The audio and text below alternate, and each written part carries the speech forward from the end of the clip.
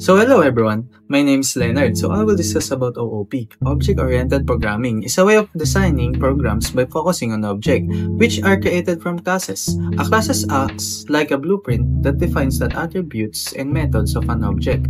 This makes it easier to represent real-world things in the program. For example, a car class could have attributes like color and model, and methods like drive or bake. By combining data and behavior into one unit, OOP helps organize code in a logical and clear way, make it easier to understand and manage. Hello everyone, so I am Riley and then we're going to discuss procedural programming versus object-oriented programming. So what is procedural programming? So basically it is a writing code where the program is built around procedures. It focuses on the steps the program that's going to take to complete a task. So the data and the functions that act on it are separate, meaning the function just take data as an input and then return it as a result. So OOP is basically building programs using objects, which groups together data and then behavior and into a single unit. This approach makes the program easier to understand, maintain, expand, because it models real-world entities like customers, accounts, products. And here we're going to give an example of procedural programming. Here we can see the code. So I'm going to explain each part of the code. So first, deposit and withdraw to work with a global variable balance. So the data inside this balance and the action on the data are separate.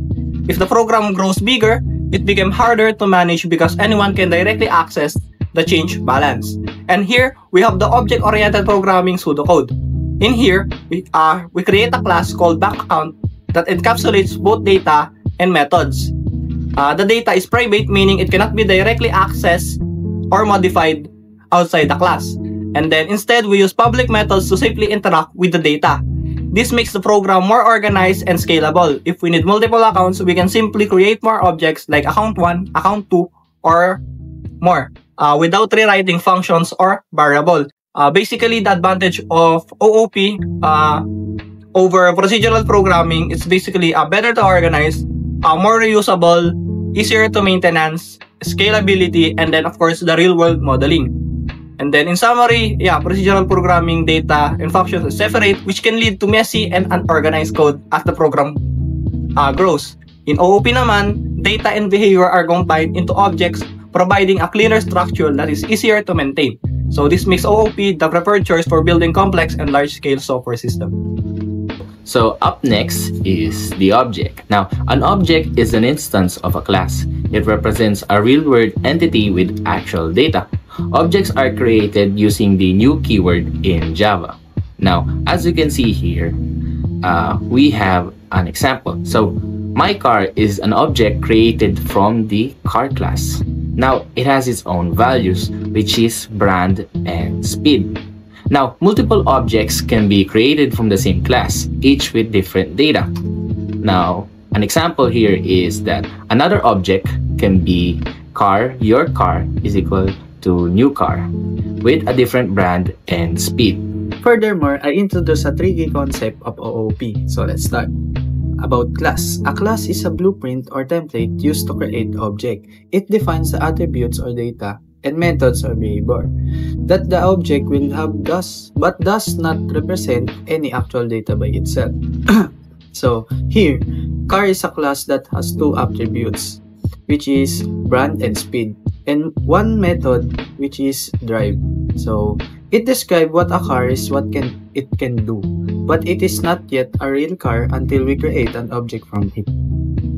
Inheritance is the third concept that we are going to discuss. So inheritance allows one's class to reuse the attributes and methods of another class. It's basically like a parent and child relationship. It promotes code reusability and helps build hierarchical relationship between classes. So here, we have an example pseudocode. So we have a parent class of class animal, and which inside we have void eat, s out print line, these animals eat food. So to make a child class, we have to call we have to create a class dog which extends the animal.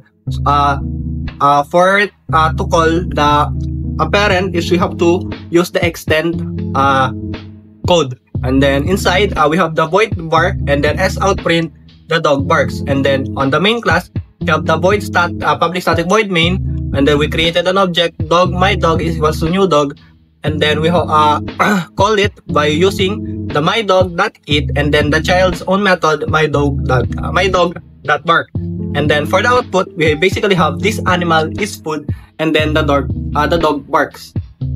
And then so animal is the parent class and the dog is the child class, in which the dog inherits the eat method from the animal and also allows it to create a new method, which is bark. This makes it easier to extend features without rewriting the code. OOP is important because it makes program modular, reusable, and scalable. Its main principle encapsulation, inheritance, polymorphism, and abstraction help developers write linear code that can be easily updated and expanded. This is especially useful for large projects where different parts of the program need to work together smoothly. Because of these benefits, OOP is widely used in languages like Java, Python, and C++ to create everything from small apps to complex software system.